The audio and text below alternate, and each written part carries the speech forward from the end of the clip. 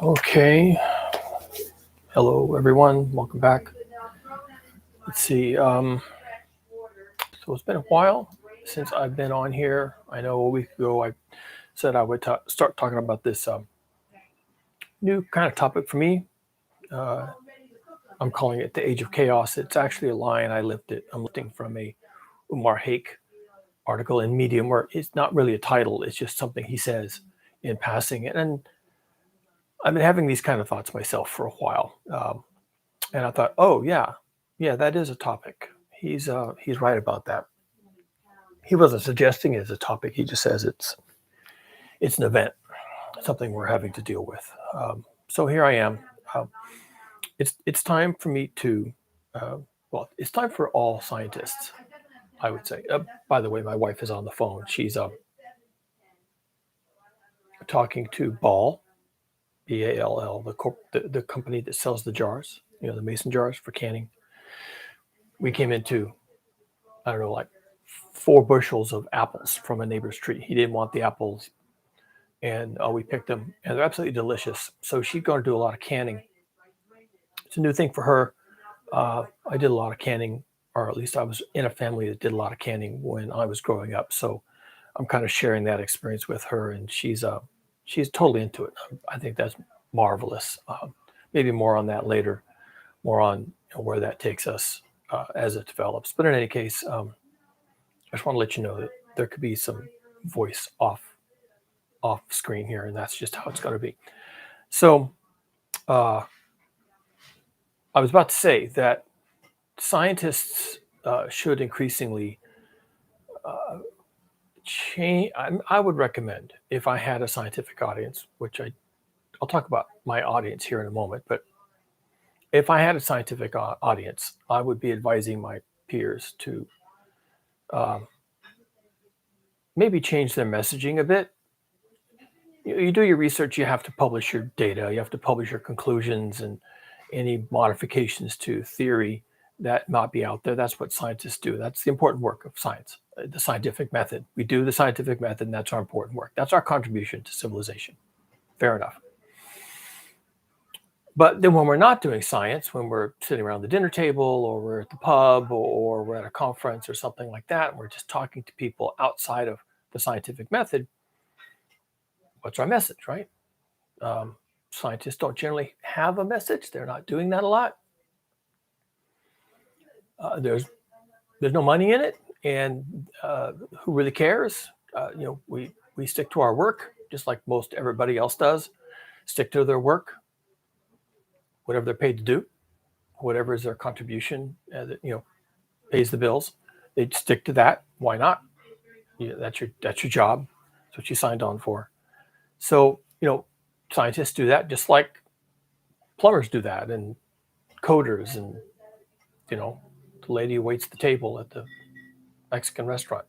You stick to business. So, but if I had a recommendation for scientists, and they were my audience, then I would say we should start thinking about changing our broader message. You don't have to change your work. Just when you step away from the work, what do you have to say about the work? Or how does the work impress you or change you? And the message is probably this. We have, as a community, the scientific community, which I'm representing here, we have as a community been saying that climate science is important, that the work we're doing is critical, that the data is real, that the data is increasingly pointing at a problem, and politicians and corporations and other cultural entities need to take this seriously, and blah blah blah. I don't think that's our message anymore. The message now is kind of the topic of this video, and probably for the next several, as I warm up to this topic. This is new to me. It's not easy for me. I've spent a week thinking about how I'm going to even do this, which is a long time for me to think about anything, because I make decisions really fast, okay? And this has not been easy. And the topic needs to be, going forward, that we've run out of time to come up with responses to climate change. Climate change, global heating, which is the physics behind climate change. Global heating was always going to be an onrushing locomotive. It was never going to be, I mean, after 50 years ago, maybe in the 70s, maybe even as far back as the 50s, we could have still stopped this thing. But there was a point somewhere around then, I suspect, maybe the 60s and 70s, but no later than that, when this thing just became an onrushing locomotive. And what does that mean? That means that, yeah, you can apply the brakes to a locomotive. But if I used to ride locomotives all the time. I was a commuter. I used to commute to San Francisco. I would take the Caltrain, which is just a diesel locomotive, right? Not even a big one, but it is. That's what it is. And one of the things you learn right away when you ride locomotives a lot is they can't stop quickly. Iron, steel wheels on steel rails, and it has a certain amount of weight, and it's just not conducive to stopping. They start stopping their locomotive for a station 2 miles ahead of time. And even if they can see something on the tracks, like a car stuck, and this has happened countless times, or a person standing too close to the tracks, if they can see that, then it's too close to stop, is basically what it is. If they were not stopping at that station already, then it's too close for them to be able to stop and not hit that thing. And of course, it may not be at a station. Roads cross tracks just any random place. So you may have a road crossing the tracks and the crossing guards go down and your cars are supposed to stop, but sometimes they don't, or sometimes they're stuck on the tracks when the crossing guards come down, or there's something else is going on.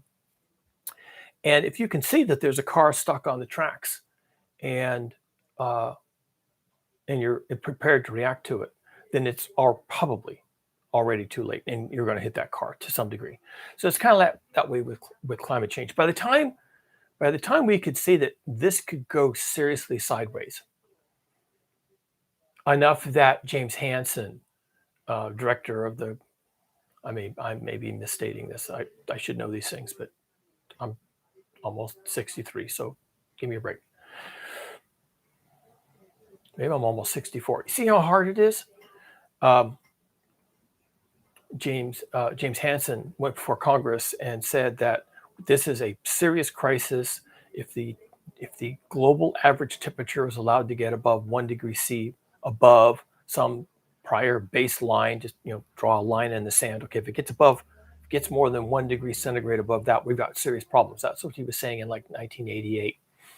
By the time he was, as a bureaucrat and a man with important work to do, by the time and as a scientist, okay, because scientists kind of don't do this. So by the time he, as a scientist in a culture of just, doing my work, sticking to the data, publishing my results, working with my team, all this kind of thing, by the time he got sufficiently riled up to go to Congress, meaning he and his team and the entire community of climate scientists were seeing that, about that, this is a real problem. Meaning you could see it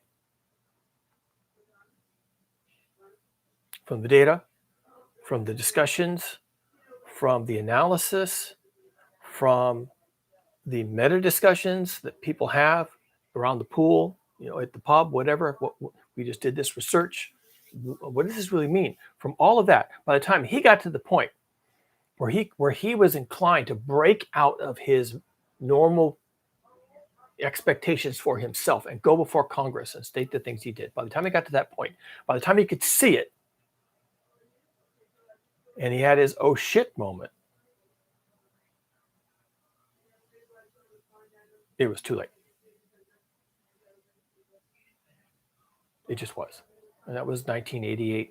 I don't know when he actually had his personal epiphany. It could have been even, 1985. But by the time that happened, it was too late. We're in for it. We're just in for it. And the messaging needs to change. We're in for it. As I say sometimes, we are in the jaws of the beast. It's not coming, it's not around the corner, and it's not avoidable. We are in for it, whatever it is. I've said in prior videos, this planet is on an excursion. This Earth dynamic system is on a journey.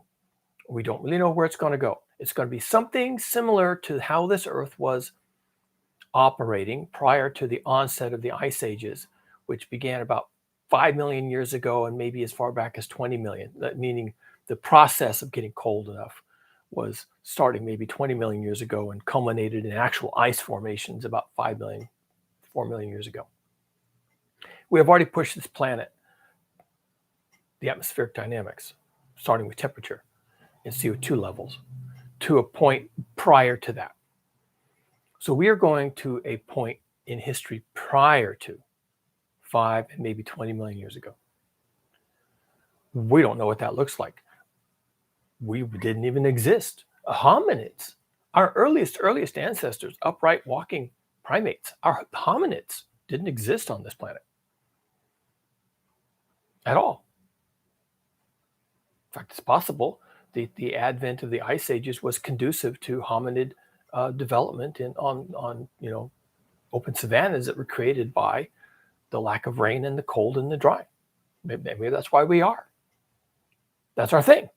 That's our thing. The savannas, hunting on the open savannas, the open range, hunting the big herds. So prior to our even elemental existence, there was a different planet, and this planet is going there in all likelihood. Hello.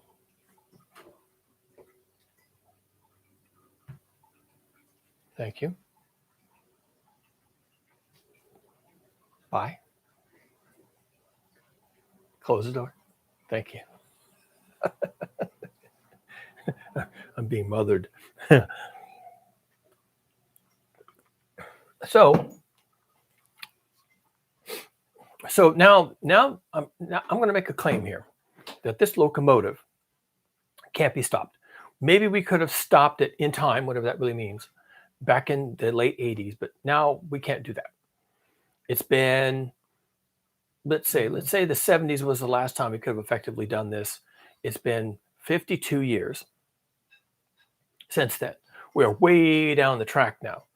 So we're in for it. We're in the jaws of this beast. We are in for it. We are going to, if the trestle is down and the tracks have fallen and it's a cliff and we can see it and it's too late to stop, we're going over that cliff. We're going over that cliff.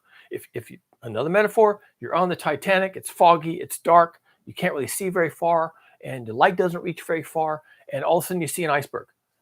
Well, the Titanic can't turn, and you can't even relay the message. You're not even in a position to do that. You can blow a whistle or something, but what does that tell anybody? So you see the iceberg, it's right there, and you're going to hit the iceberg. Oh, wow, we're going to hit an iceberg. Why was I even up here pretending to be a scout for icebergs when clearly, we can't even turn this thing? It's dark, it's foggy, it's the icy North Atlantic, and I can't see anything. And oh, well, there's an iceberg. And then you realize that, all the warnings you're going to give right now are meaningless. In fact, the most sensible thing for you to do is not to raise a warning at all. Your most sensible thing to do is to make sure that people are you brace for impact. That's the warning. The warning isn't turn the ship, it's brace for impact. I was sent to the front of the ship to watch for an iceberg, not so that we could move the ship, because we can't. By the time you see it, it's too late. I was sent to the front of the ship with a flashlight looking for icebergs so that I could say brace for impact. That's my job on the Titanic. That's what I do. What a sucky job. So as a scientist, I'm not here to tell you brace for impact. No. Well, okay. I'm not here to tell you to turn the ship around. I might still be prepared to tell you to brace for impact, but I'm actually going beyond that. And that's what this series of videos is about. We're going down. I'm going a little further than just brace for impact. Yeah, sure, go ahead. Whatever that means to you personally. But this thing is going down. And where we're going, I don't think anybody can adequately predict what happens when our civilization, which is now a global civilization, hits that particular iceberg. We've never been here. The fall of the Roman Empire, the evaporation of the Egyptian culture, the evaporation of Mesopotamia, the end of Tsarist Russia, there's really nothing to compare. The collapse of the British Empire, in the Spanish Empire, all these, there's nothing to compare to what we as a global species is about to endure. We are all going to be on that Titanic as it hits that iceberg. And yeah, brace for impact. I mean, that's the least you can do, but we have to go beyond that. We got to go beyond that. So I've been kind of wondering what I can say about this topic. I'm going to have to put on my futurist hat. I'm going to have to set aside the data, set aside talking about the data, and talk about extempore. You know, what do I think? Am I qualified to have that discussion with you? No. Is anybody? I don't know. Maybe. I think that maybe people who are qualified are disqualified. People who are professionals at prognosticating and writing science fiction and talking about space stations and aliens from space and alien invasion, that kind of, well, this is what might happen to us if this were to happen, are kind of disqualified because this isn't fiction. You actually can't just go off script here. We're dealing with atmospheric physics. We're dealing with the realities of 8 billion people. What does that mean? So the fact that I'm not qualified to talk about this probably is my major qualification to do this. And then I have to ask myself, and I've been asking myself, so who's the audience for this? I mean, seriously, who really cares? Who really cares? And I thought, well, maybe how I should do this is do this as just a diary. I could just do it as a diary. There is no audience, and maybe someone finds my diary, right? So what good does that do? I don't know. I mean, it's therapy for me. Why does anyone keep a journal? Why does anyone keep a diary? Dear diary, I had my heart broken today. No one cares. You're just writing that out to kind of work through it, right? So maybe there is no audience. Maybe it's just me. It's just me and posterity. Maybe somebody will come along and see this 5 years from now, 10 years from now, and maybe from their vantage point, it'll be good comedy. And that was that guy ever on? Listen to this guy. Let's play this again. Look, let's have a drinking game. Yeah, you have to drink. You have to drink every time this guy says something that was completely 100% wrong. Okay, this series of videos could become a drinking game. Great, because that means we ended up having a fantastic future, and we should all drink to that, right? What is there not to celebrate? That I was completely wrong. And in the event that I'm not completely wrong, maybe somebody will watch this video and say, that doesn't sound completely off the mark. What he's thinking about, his observations, it's not, I mean, it's futurist, but it's not completely off the rails. So who's my audience? I guess my audience is the future. My audience is the future. So I want to say something right up front. I'm sorry. I'm really sorry. At the time of this recording, we had, according to my estimate, 52 years to stop this train. And 52 years is about what it would have taken. And we didn't do it. In fact, today, all the headlines suggest that CO2 emissions are up. We just had a pandemic, so that's not too surprising as we get back to normal. Coal-fired power plant hours of operation are up. Expenditures on insured losses are up.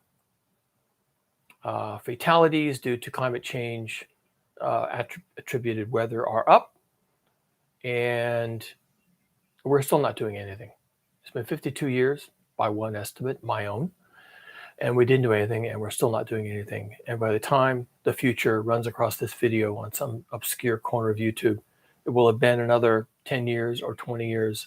And, my estimate is that you will still look back and say, yeah, you still didn't do anything. 20 years later, you were barely having the conversation.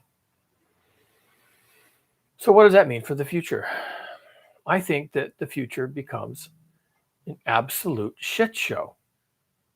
I don't know how else to say it. Sounds crude, but I don't know how else to say it. Right now, it's a circus act. But imagine the circus act knocks all the poles down that hold up the tent, sets the tent canvas on fire, blocks the exits, and then your circus act just becomes just violent, anarchic, chaotic shit show. Just imagine that. The worst circus act on earth with the worst possible outcome ever. Because I think that's where this is headed. Right now, it's just a circus act spiraling into just the abyss, spiraling into this darkness. And then the shit show starts. So what does that look like? Let's take an excursion through that. If you're familiar with the Divine Comedy, the works by Dante, it's actually 3 books: the Inferno, Purgatory, and Paradise. Most people have read the Inferno, and who have read the Divine Comedy have read the Inferno. It is the first book. Most people don't get any further than that. The rest of it, Purgatory and Paradiso, tends to be a little bit preachy. And you kind of have to be Catholic to sort of enjoy the preachiness of it, appreciate that, and celebrate that. But the Inferno is for everybody, okay? The Inferno is for everybody. So, welcome to the Inferno. Literally, climate change is caused by global heating. It's going to get hot. It's going to get terrible bad. The Paris Climate Accords, which were both celebrated and derided. The Paris Climate Accords was all the nations of the world coming together to hold hands and sing Kumbaya and supposedly address the looming crisis of climate change. And they pretended to do that. At the end, they did high fives and hugged each other and went home back to their respective countries.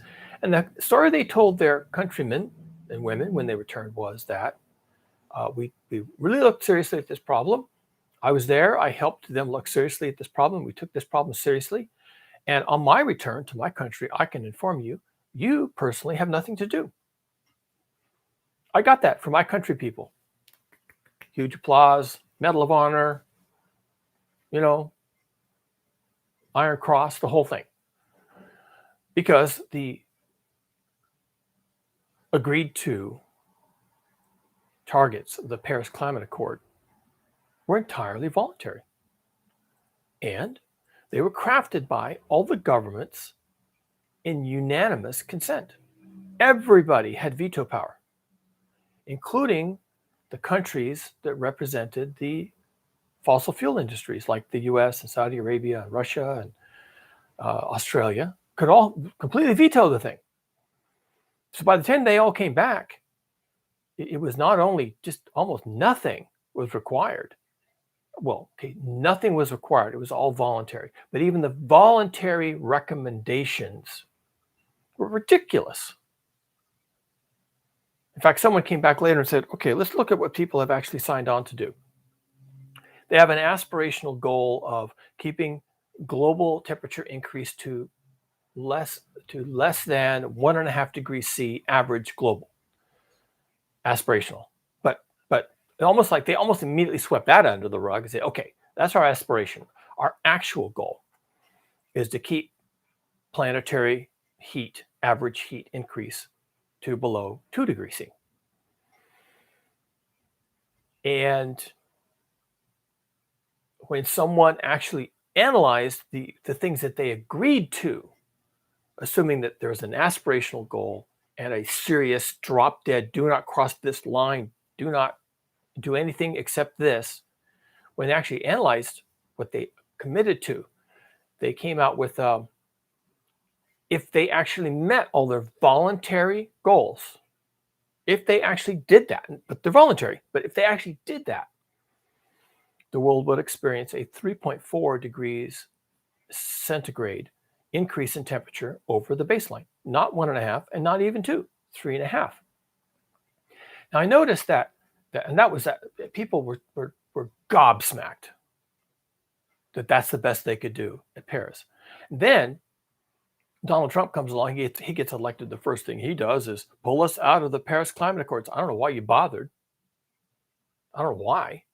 You everything you so-called agreed to was all voluntary. You could just not do it. But so there was all these aspirational goals that then were voluntary and that then we pulled out of. Okay, well, that's your circus act, right? That's your circus act right there. Now you can applaud the clowns and you eat your popcorn and enjoy the show, right? There's your circus act right there.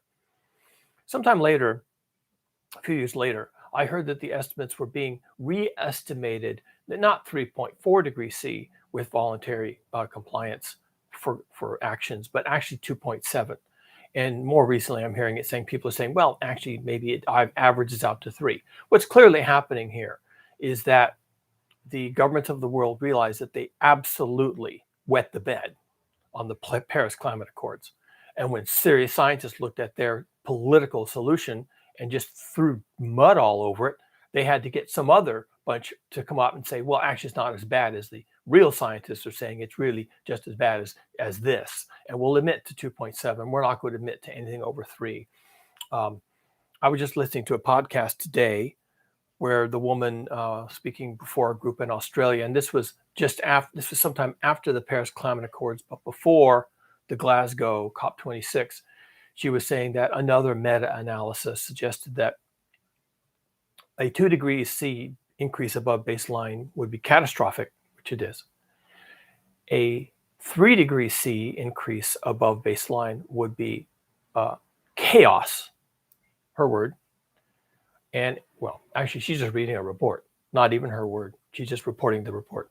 And a 4 degrees C increase above baseline would be essentially apocalyptic.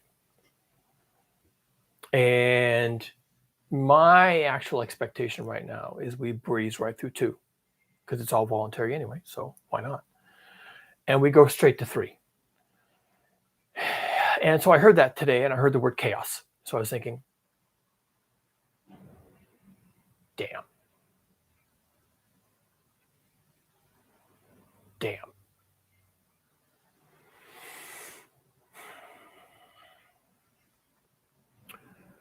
Let's talk about chaos. So there is a mathematical field called chaos theory. I'm not going to talk about that except maybe in en passant. Okay, let's talk about chaos. Chaos. Well, if you want to see some chaos, go to a children's playground, sit down on the bench, make yourself comfortable, and enjoy the chaos. Right? What are children doing in a playground? Well, they're doing delightful things. They're doing what children do. They're just running around mad, screaming, yelling, shoving each other, picking each other up, crying, stopping crying suddenly, making up their own rules, making up games, changing the rules, collaborative play, individual play, breaking into each other's collaborative play, no rules, my rules, your rules, our rules, changing the rules.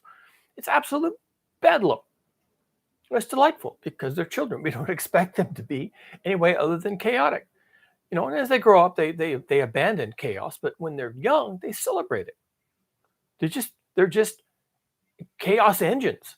They bring chaos to their families and chaos to their homes and chaos to the school and chaos to the playground. And it's delightful and disarming, and we laugh and we enjoy it, right?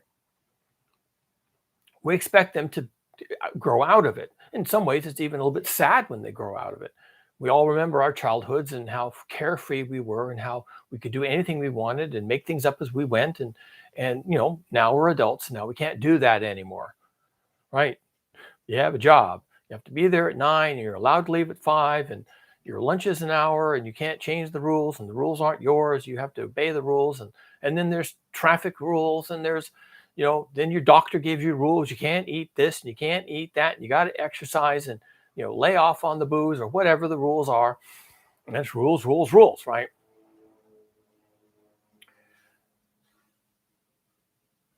There's also chaos in nature. So a playground is not the place you would see natural chaos outside of children. But if you were to go into a forest, a rainforest or a deciduous forest, or any of the things, and walk through it, it's disorganized, it's cluttered, it's random. Maybe there's a path, but then the path splits, and and then one of the splits dead ends. You can't even. Why is there a path here, and then the path is over? Then you go back and you go this way. It has no rhyme or reason to as such. Maybe if you're a biologist or maybe specifically a botanist, you can make some rhyme or reason out of it. Maybe if you're a geologist and you understand rock formations and this outcropping and this soil profile and the water here and the water in the aquifer, then you can make some sense out of why things are growing the way they are. But for most people, and even I can tell you, for scientists, it's chaotic. We like it. It's cool. We can study the chaos, maybe find some underlying order to it. And if you're just walking through it, it's gorgeous, beautiful. But this is chaos. This is healthy chaos in real systems that we naturally enjoy. And it can even be therapeutic. That the chaos of walking through the forest and turning a corner and not knowing what to expect, of being on the playground and watching the children destroy order, no rules, no plan, just running themselves until they fall down exhausted. It's delightful. But that's because it's expected, it's normal, it's right in our mind. But we don't want to see chaos in our institutions. Now, I want to make a point right away that our institutions are not real. They are constructions. In theory, we could construct them however we wanted so that they work best for us. We could do that. But we could pass laws that reduce chaos, and we could pass laws that increase order. These are our politics, our economics, our civil institutions like local governments and national governments and the UN and the Security Council and all of the regulatory agencies that exist at all these levels and all the regulations that they've created. That's all us. We could make that do anything we want. And we expect those things to work flawlessly every time. We expect every election to elect the perfect person to solve the set of problems we have right now, and for the handoff of governance to go seamlessly, and we're all marching forward into a glorious future. But those institutions, those abstractions that we created to serve us, those are failing in a big way. That's the circus act. That's the tent on fire. The poles are falling down. The bleachers are being evacuated, but the exits are all clogged, and that's the thing that's not working.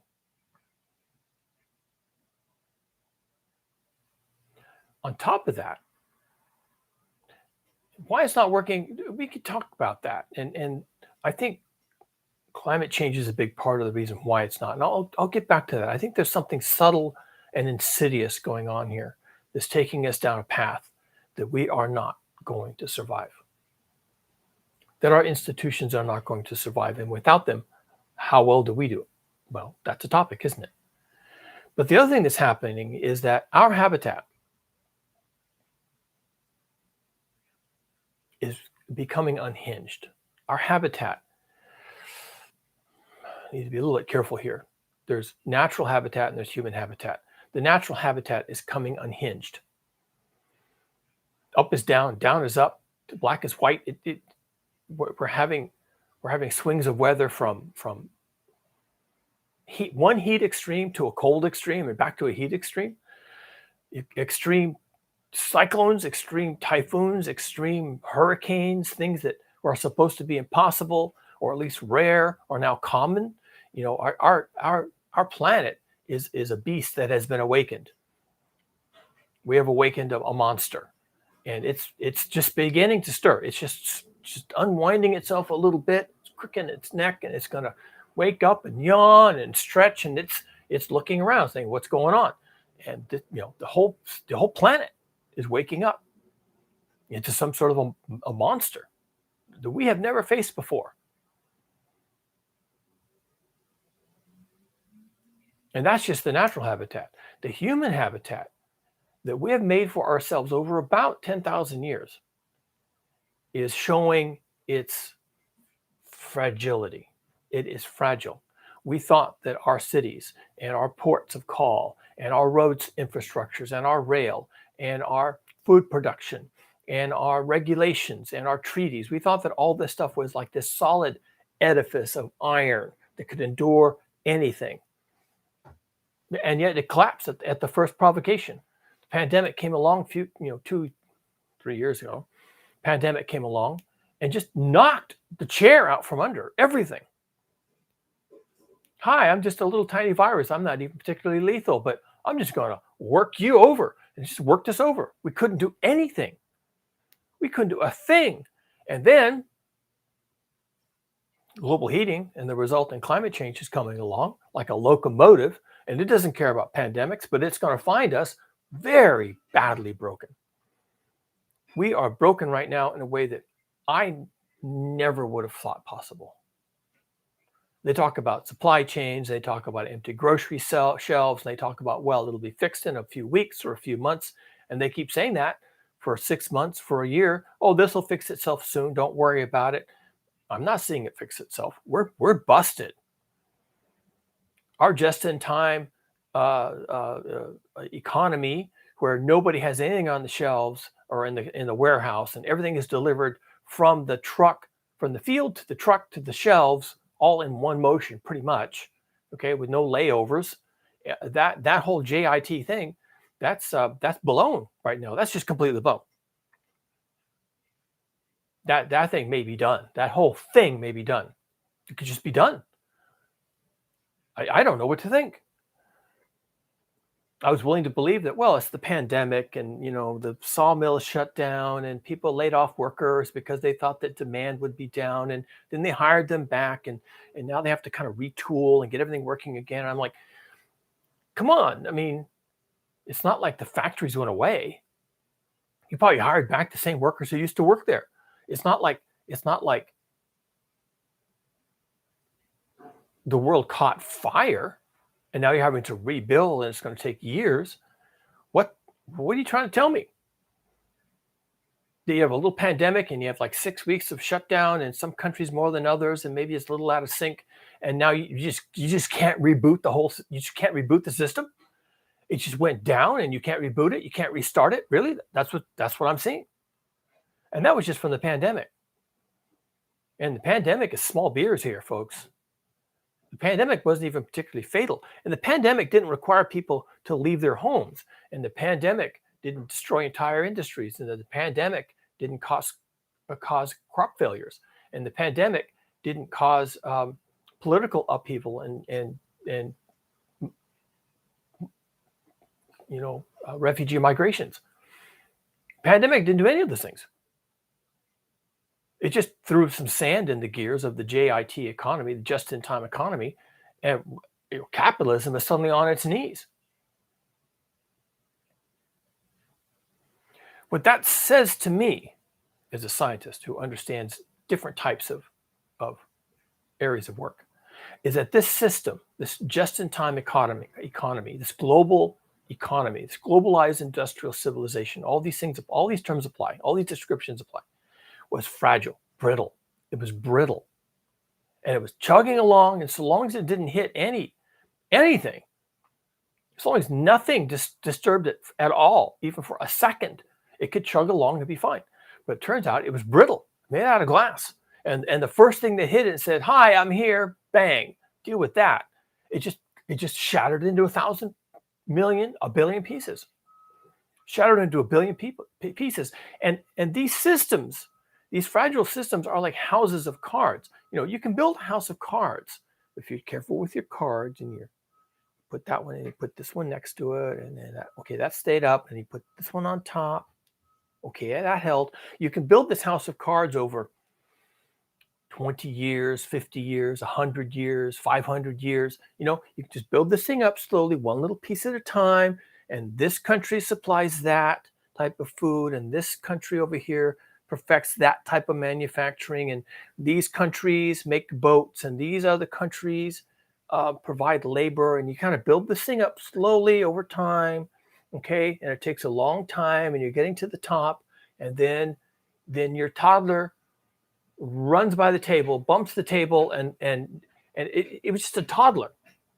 It's a little kid, a little baby, just bumps the table a little bit, and what happens to your house of cards? The whole thing comes down. And it doesn't come down one card at a time, and it doesn't come down slowly in a way that you could grab them and put them back in place. It all comes down at once. Why? Because it was brittle.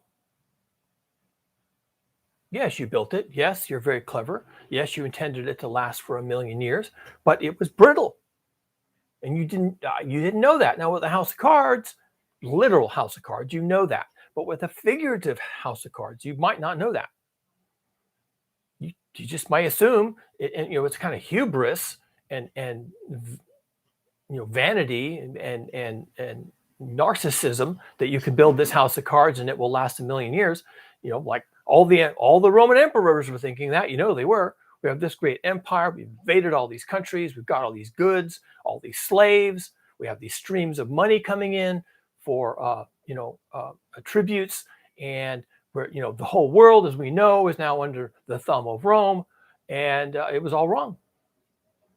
They were just wrong. It wasn't going to last 1,000,000 years. They were wrong. And I'm sure that someone who analyzes the fall of Rome can tell you, well, they were brittle because of this and that and the other thing. They overextended. They didn't have enough food production. They had too many people. They had too many disparities in social castes, and too much money amplification in social castes, and they became non-resilient, and then the whole thing fell apart. An analyst can tell you all those things, but what we know is it was brittle. Maybe it didn't start out brittle, but it became brittle, and after a couple of shocks, it just fell apart, and they could never rebuild it. Okay, and they went through a period of chaos before they were done. They had some mad emperors. They had some invasions from outside powers. Rome was sacked and burned. They lost parts of their empire. They lost critical wars. And, it was a period of chaos for them. The Romans had an age of chaos of their own, kind of the topic here. And for them, it wasn't expected. And I can guarantee you that no one built that into the system. No one said, well, we're going to build this thing here, this aqueduct or this coliseum or this navy or whatever, and it's going to break. It's going to break because of this. And we're going to have these institutions, a republic or whatever, and it's going to fail because there's a built-in flaw. No one had that conversation. No one thought that thought. They just thought they were doing really amazing things. They were getting rich the entire time. And then one day it all fell apart. And now we talk about the Roman Empire in the past tense. They didn't think that was going to be a thing. And neither do you. You don't think we're going to talk about this global industrialized civilization in the past tense. You can't, from where you're sitting, if you're in the future, you probably can. And you probably know even worse is coming. But right now, January 14th, Friday, 2022, you can't have that thought. You just can't have that thought. I can have that thought. I can have that thought quite easily. I'm watching the cracks form in this supposedly eternal system. And I know enough about how other systems have collapsed and utterly fallen down and in a way that they could never be restructured or rebuilt. I know that this system can do the same thing. This globalized, industrialized civilization, so-called, is showing its cracks, and it is brittle. It was built like a house of cards, one card at a time, very carefully, very, very well done. Okay, good job on you, and it's brittle. The pandemic showed us that. And if you aren't worried about what the pandemic really demonstrated than you should be. The pandemic showed beyond a shadow of a doubt that this system can take no shocks of any kind. We saw a little bit of that with the financial crisis in 2008. And there are people to this day who claim that the financial crisis of 2008 never ended. It is going on to this very day. The fragile systems are barely being propped up by monetary policy. It is a kind of house of cards that just needs one more jolt before it comes down for all time, for all eternity. The global financial system collapse for all eternity. And you could say the same about our global industrialized civilization and our just-in-time economy and everything on wheels and everything in flight and all the gears turning all the time. It's just waiting to go.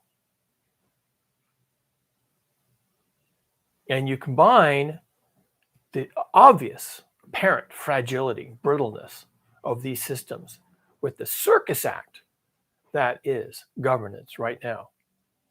The clown act, the ridiculousness of global governance right now, with the fragility and brittleness of these systems and the onrushing locomotive of climate change.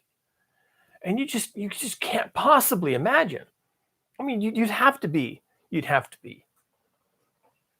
absolutely detached from reality to imagine anything other than a complete systemic collapse. The entire system collapsing.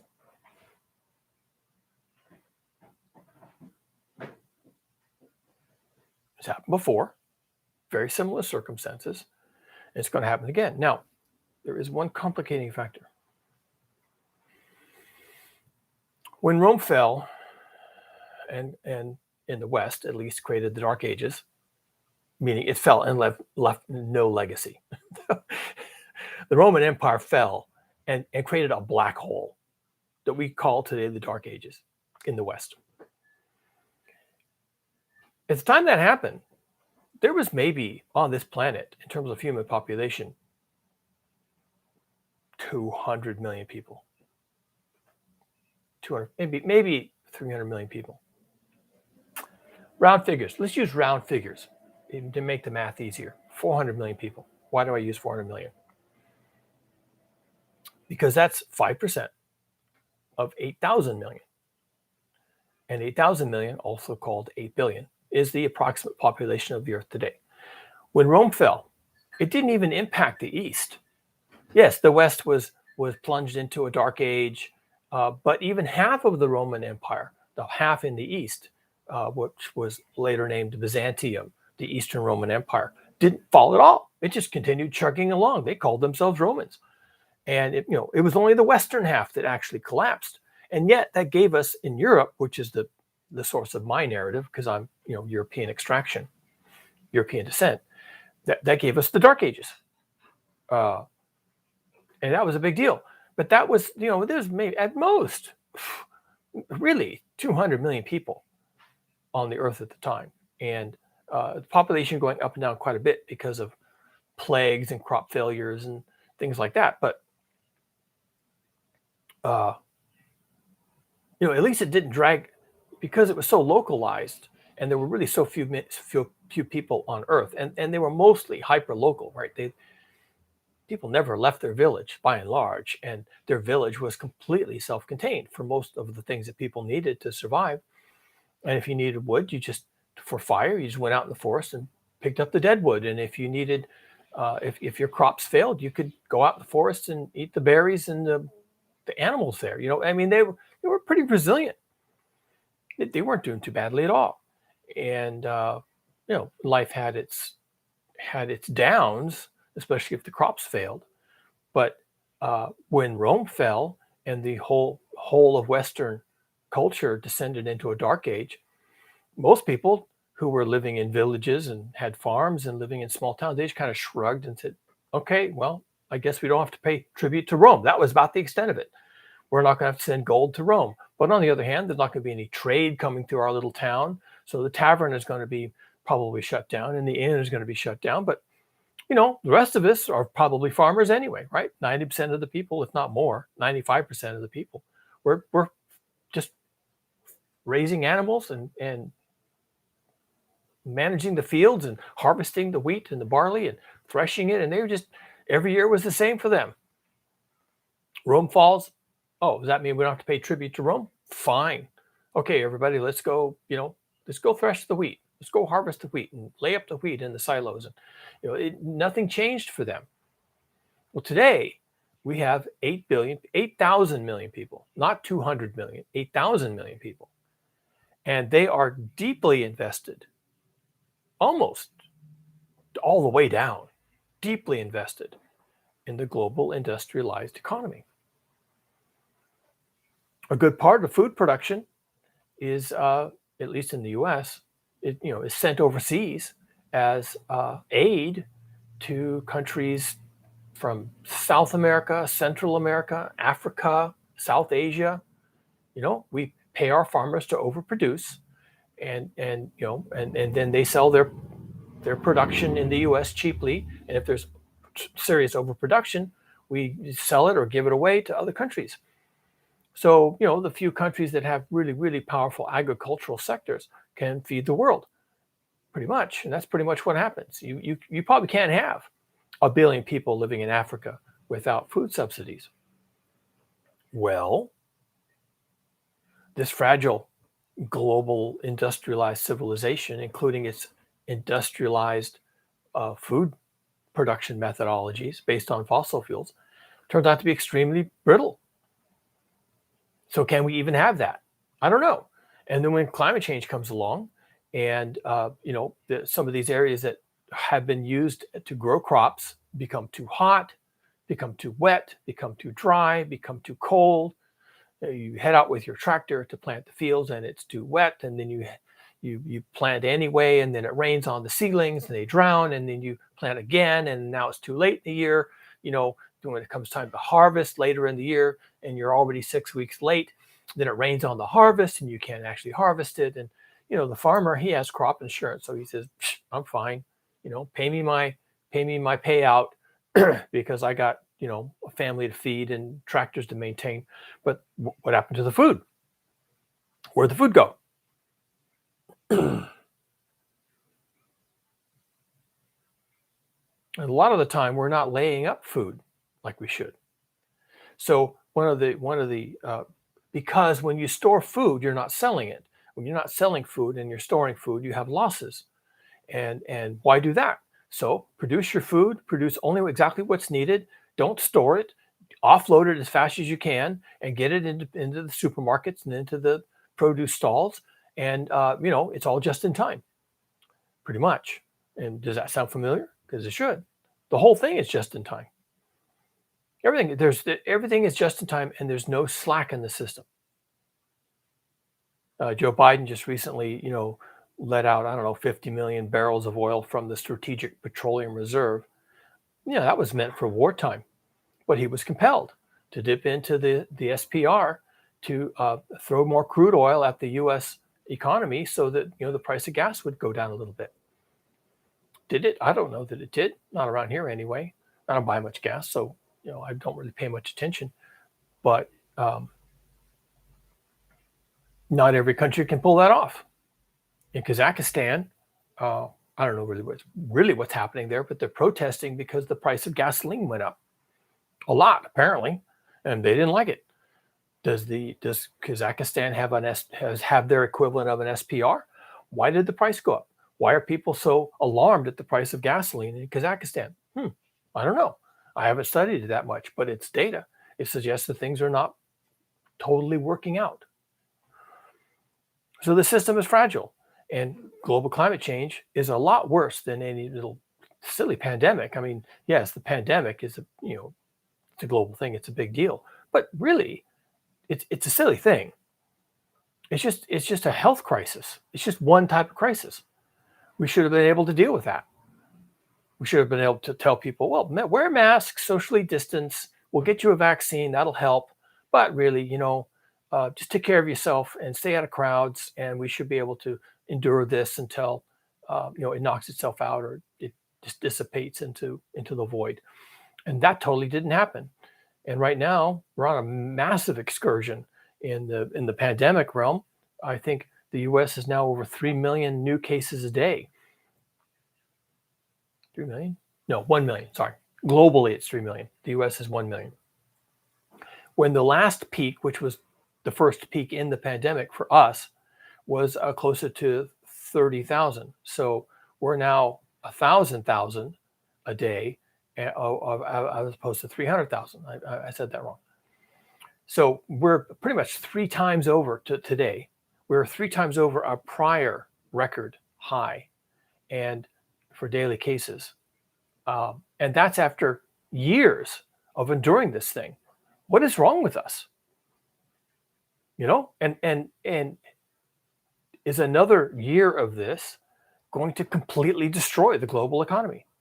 Well, if it doesn't, I can guarantee you that climate change, in particular the global heating part, is just going to finish the job. It has been revealed. This whole system has been revealed to be so brittle that something like a pandemic, which is pretty much just a healthcare crisis, it's not even a resource crisis. It didn't make our crops fail. It didn't make our water aquifers dry up. It didn't cause nuclear winter or radioactive releases. It didn't do anything.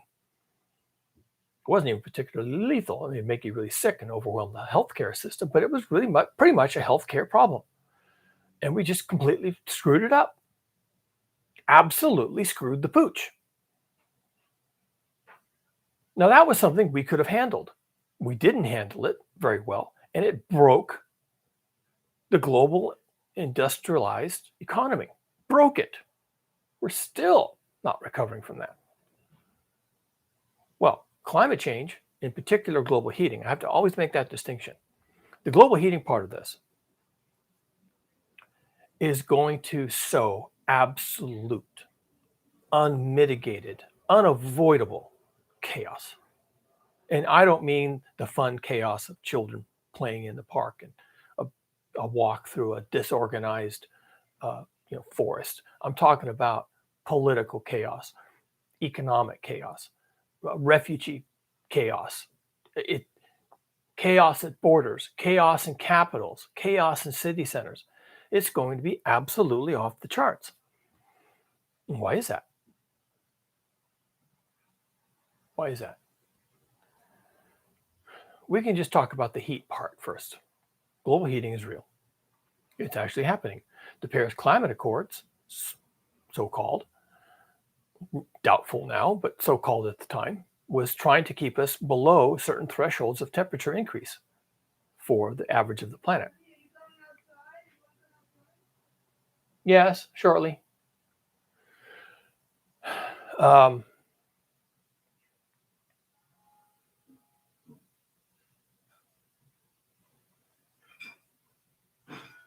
An increase in the temperature of the Earth changes the climate by changing where rainfall falls, if it falls at all. Maybe it's too much, maybe it's too little, but it's also just going to heat the planet. It's going to heat the planet, and a lot of people are not going to be happy with the temperatures where they live. We're already seeing this around the Arctic Circle. People who live near the Arctic Circle in Siberia and Scandinavian countries, and of course Alaska and northern Canada, they're seeing changes that are making their way of life. They're seeing temperature changes that just the temperature alone is making their way of life untenable. The ice roads in Siberia are now mud bogs pretty much all the time. The ice flows off of Alaska that used to protect the beaches from wind-driven wave erosion, those ice sheets and those ice flows are gone. And those beaches where their settlements are, and of course, they've given up their traditional way of life in favor of living in stick houses, which are anchored to the ground like any house would be. And so they just can't move further up the beach with their sealskin tent or however they used to live. So now their settlements, which are something they inherited from the West, from the industrial West, those settlements are now being eroded and they're going into the sea. So that way of life, which they inherited from us, which we imposed on them, essentially, is now at risk and probably can't continue at all. They may have to revert back to a more nomadic life where they can move ahead of the disasters that are coming their way, and so on. Well, that brittleness that they're experiencing now is coming for all of us. Right now, the weather in the lower 48 states is nothing short of cataclysmic. And people say, well, we've had snow before. Yeah, but this is no, not like this. You haven't. I'm hearing statistics recently where weather events that should only occur once in 1,000 years are occurring every few years and are projected to start occurring every year. So events that would have been catastrophic but rare are now going to be catastrophic and common. And that's just some of that's just heat. It's hot. It's never been this hot before. It's getting hotter. How can it not get hotter? We haven't changed any of our behaviors to reduce greenhouse gas emissions. The planet's going to get hotter. It's going to get hotter it might get hotter for a century. It could get hotter than this every year, hotter for 100 years. We saw that in the late 80s, but we didn't stop this train. Now we can't. I mean, you can try, but it's not going to matter. It's too late. And we sent that guy to the front of the Titanic to look for an iceberg, but really all he can do when he sees it, because there's so little time between seeing it and doing something, all he can do is tell people brace for impact. That was his job, to tell people to brace for impact. What kind of a job is that? I mean, if you thought that James Hansen said something important and that was going to save us, you were wrong. Didn't, because we didn't pay any attention to him.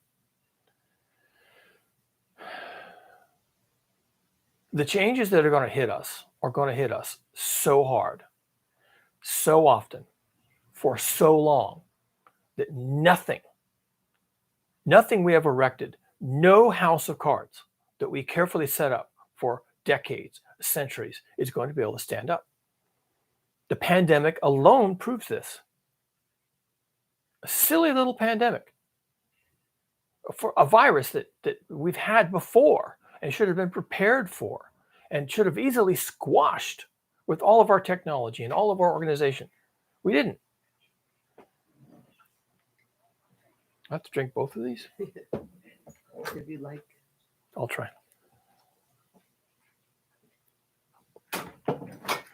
So what does that look like?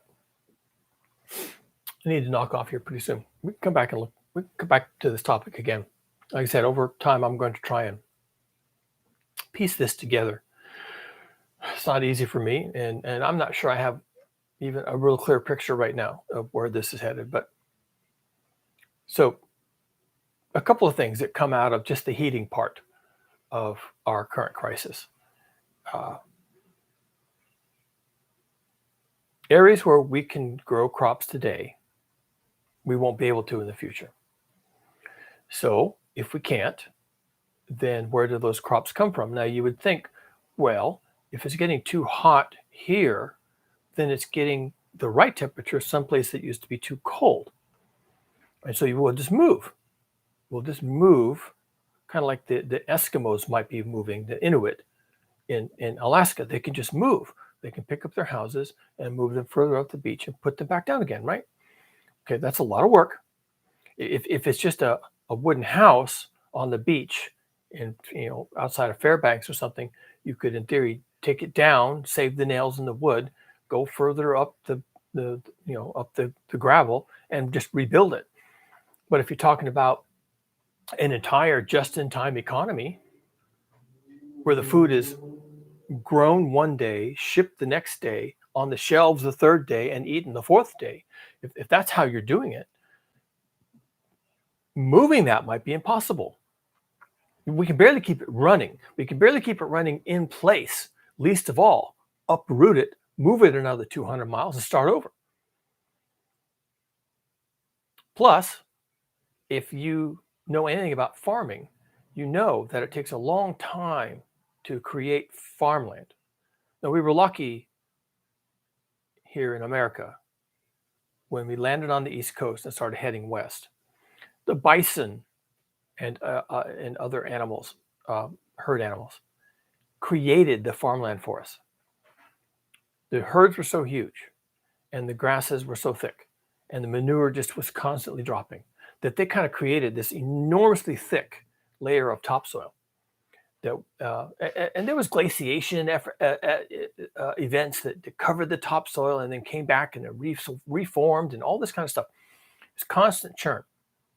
Then we discovered it. We discovered the grassland. We discovered the herds. Well, we ate the herds. We burned the grass, and then there was the soil. So we just moved right in and started planting. That was pretty cool. Well, if you're going to take that experience, well, first of all, that was a one-time thing. The bison are gone. If we were smart, we would now let the bison loose in Alaska. We would cut all the trees and set the bison loose, and in 1,000 years, there would be fertile topsoil up there. But we're not going to do that. And the Canadians wouldn't allow it anyway. All right, good for them. But that's what we're talking about. That's the kind of project we're talking about. Moving your fertile growth zone when it becomes too hot, 200, 500, 800 miles north, is just not happening. Now, that might happen over thousands of years with all the attendant cultural changes and people coming and going, and you know, these people all died of a plague, and then their land was available and you moved in there. Okay, maybe you can do it that way. But this whole idea that you're just going to uproot all the farmers in Kansas and move them to Canada and clear the trees and set up a whole new agricultural zone in a different temperature zone that just occurred because of global heating, that's just outlandish. It's completely not going to happen. And that's just the heating. That's just the growing zones get too hot. Now they'll tell you you've got more than just global heating to contend with. Global heating leads to changes in weather patterns that we call climate. And you can end up with seasonal weather patterns that are not the same as the seasonal weather patterns you used to expect or rely on. That there was a time you could plant. Why is it? What a farmer will tell you? Well, you can't plant in January because of rain. You can't plant in February because of frost, and you can't plant in March because it's still too windy. But you can plant in April, or you can plant the first week of May. But you can't plant after the first week of May, because if you plant in the last week of May or sometime in June or later, well, then the crops are so late in growing that by the time they get to fall, by the time they're big enough for you to harvest, it's late in the year and it'll rain on them, and you can't harvest them when they're wet, or that they just don't have enough summer for the heat and the perfect temperatures and whatever to actually mature. And so you get this stunted little crop that doesn't have any seeds on it if it's a grain crop, and you can harvest it, but it's there's not nearly anything there, and farmers will tell you, and since it's so bad that if you can't plant in this narrow window, you don't plant at all. You write it off for the year, or you plant something else that's going to mature quickly. Maybe it's not your normal crop. Maybe you lease your land out to some farmer who plants a different type of crop, peanuts, okay, beets, something that will be able to mature quickly enough in the summer time frame that you can still harvest it at the end of the summer. But it's not your normal crop.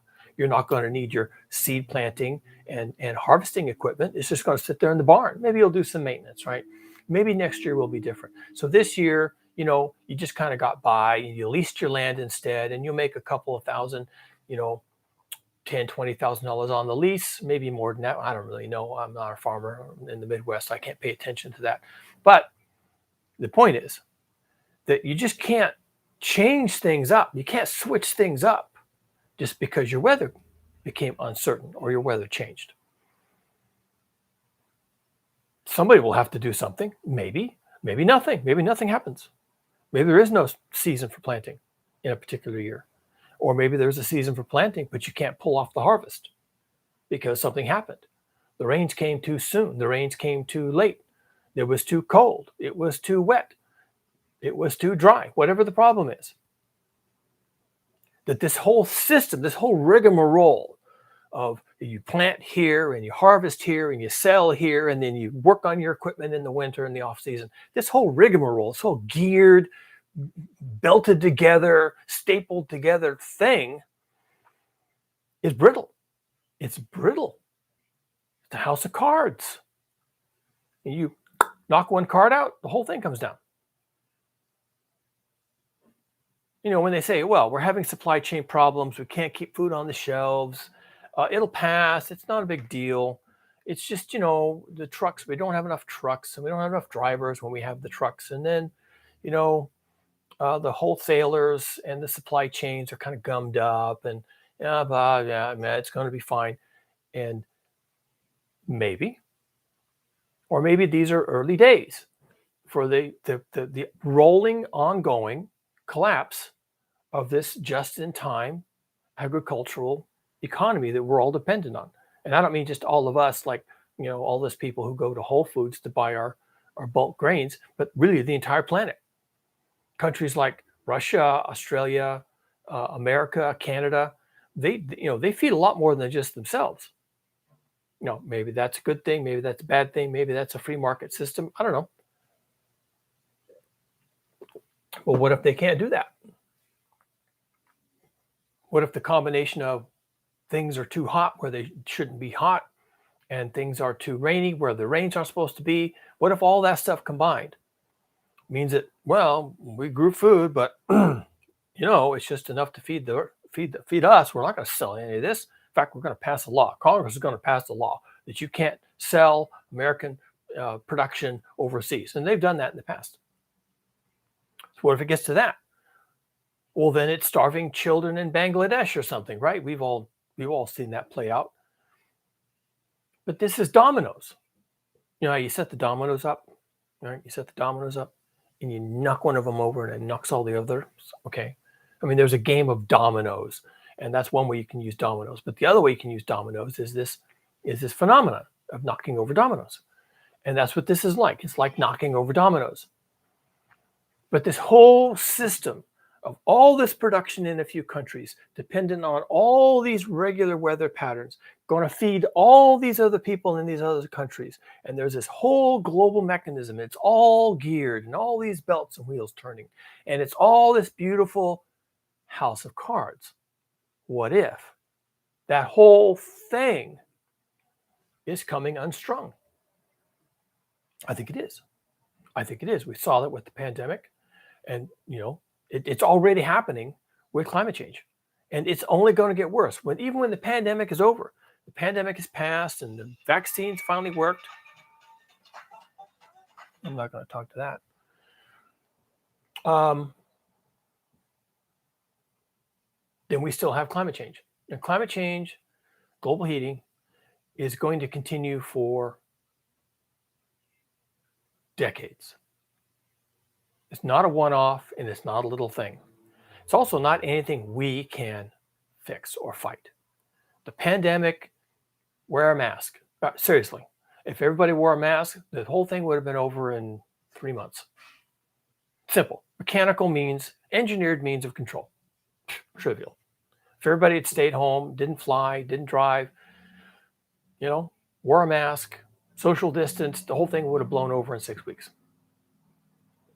You know, then we would have had a vaccine. It would have made it even better. We didn't do those things.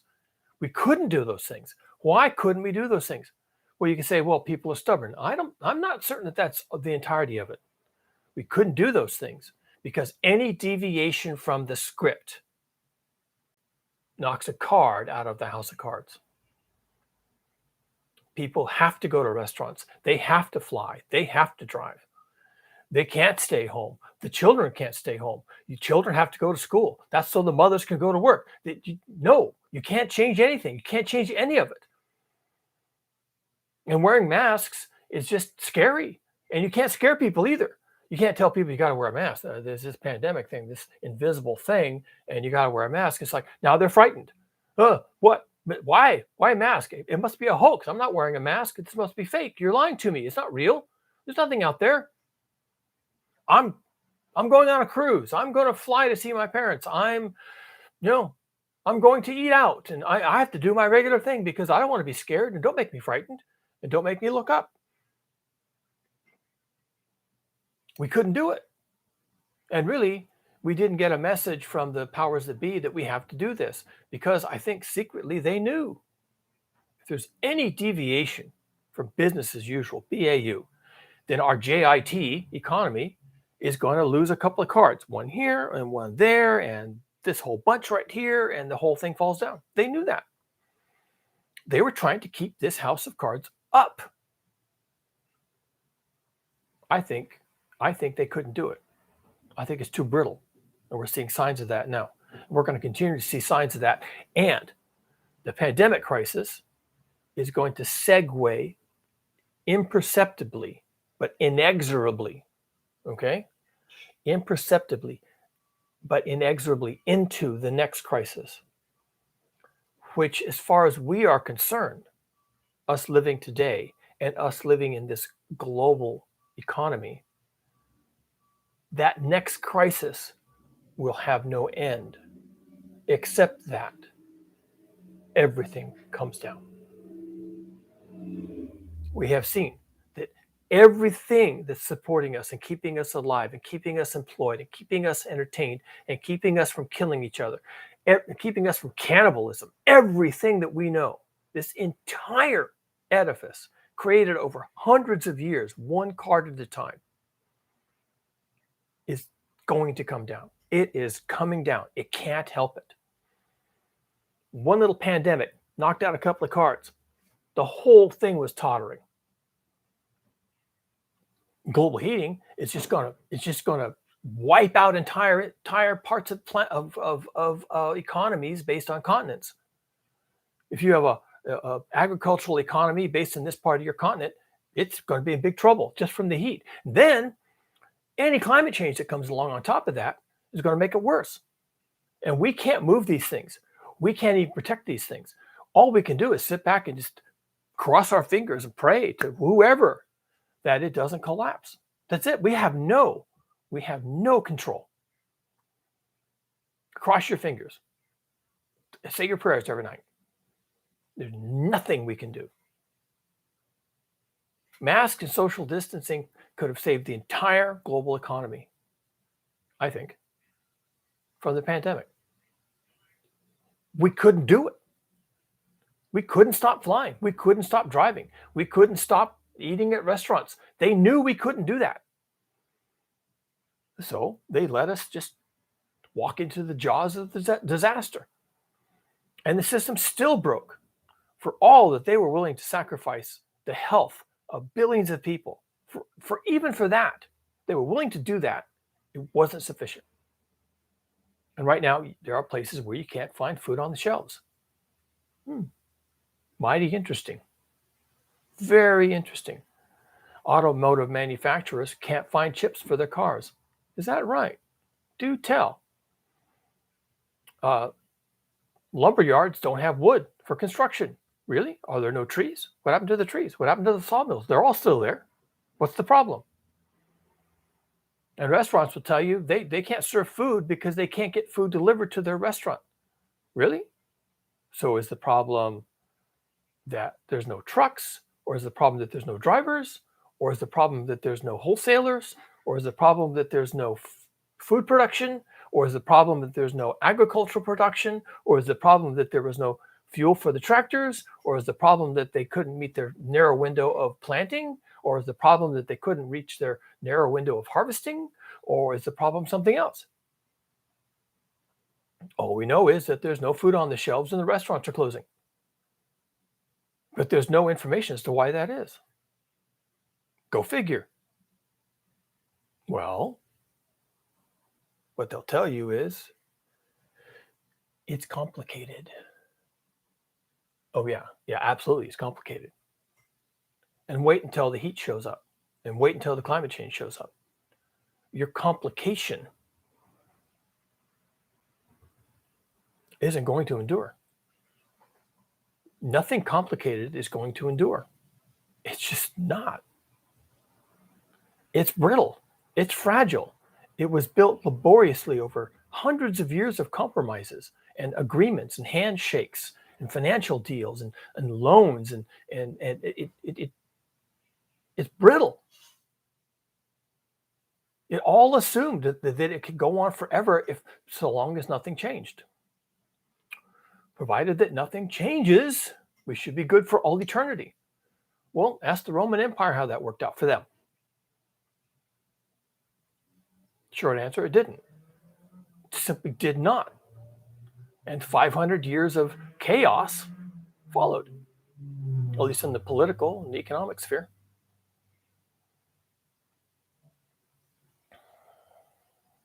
So that's all I want to say today. Got other things to do. I know I have a smoothie to drink, and I just wanted to follow up on my topic, and we'll see where this goes.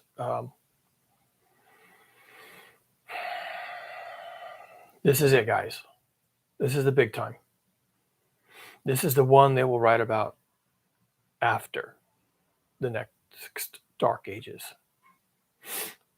We're in for it. You're in for it, and I'm in for it. Because it's January of 2022. And these are early days. And if you thought that you were going to live out your life and die before all of this came crashing down, I can tell you now with confidence, you were wrong. And, I'm not looking forward to it. I have no skin in this game. I have nothing to gain from all of this. But I think we owe it to ourselves to recognize what's happening to us. And then we owe it to ourselves to extricate ourselves, if we can, from this complexity. Simplify, become local, wean yourself off of fossil fuels, because those are definitely going away. Wean yourself off of processed everything and manufactured everything, because those are in the process of going away. The jig is up, as they say. The game of musical chairs is coming to a close. And welcome to the age of chaos.